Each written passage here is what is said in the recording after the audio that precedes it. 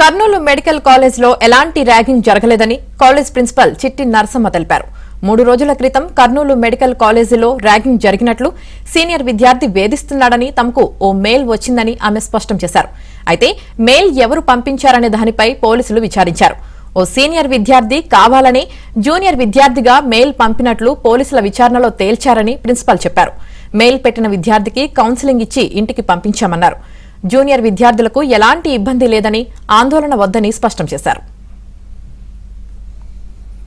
Okay, good, బాగానే food గిడ్డు తింటున్నాం, బాగానే ఉన్నాం, మాకేమీ no pressure given any complaint అని.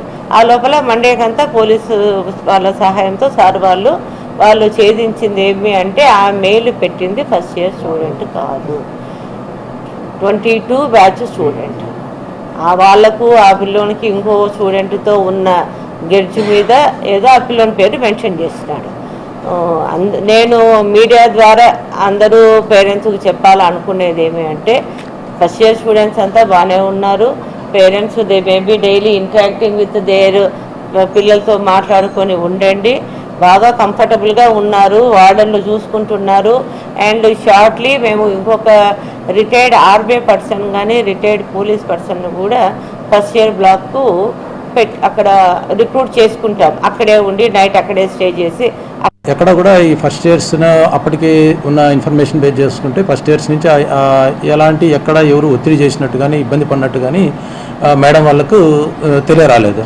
సో అది టెక్నికల్గానే వర్కౌట్ అవుద్దనే ఉద్దేశంతో వచ్చినటువంటి మేడంకి వచ్చినటువంటి మెయిల్స్ను వర్కౌట్ చేసి అది ఎక్కడి నుంచి వచ్చి ఉంటుంది అని చెప్పి చూస్తే మాకు ఒక 2-3 నేమ్స్ సస్పెక్టెడ్గా సీనియర్స్ నుంచి వచ్చాయి.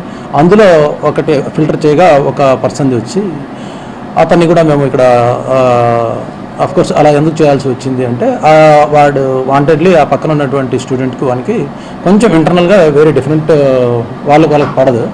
సో అతన్ని ఎలాగోలా ఇబ్బంది పెట్టాలనే ఉద్దేశంతో ఈ మెయిల్స్ అంతా పెట్టినట్టు ఒప్పుకున్నాడు. సో దానిపైన మేడం వాళ్ళు కూడా అతనికి కౌన్సిలింగ్ చేసి ఇది కరెక్ట్ కాదు, ఈ విధంగా మీ మధ్య ఉన్న ఇంటర్నల్ ఇష్యూస్కు ఈ విధంగా పెట్టి ఇంతమందిని ఇబ్బంది పెట్టడం అనేటువంటిది మనకున్న ఒక గ్రేట్ ఇన్స్టిట్యూట్ యొక్క నేమ్ను ఇది చేయడం కరెక్ట్ కాదని చెప్పేసి మేడం వాళ్ళు మేము మందలించడం అనేటువంటిది జరిగింది.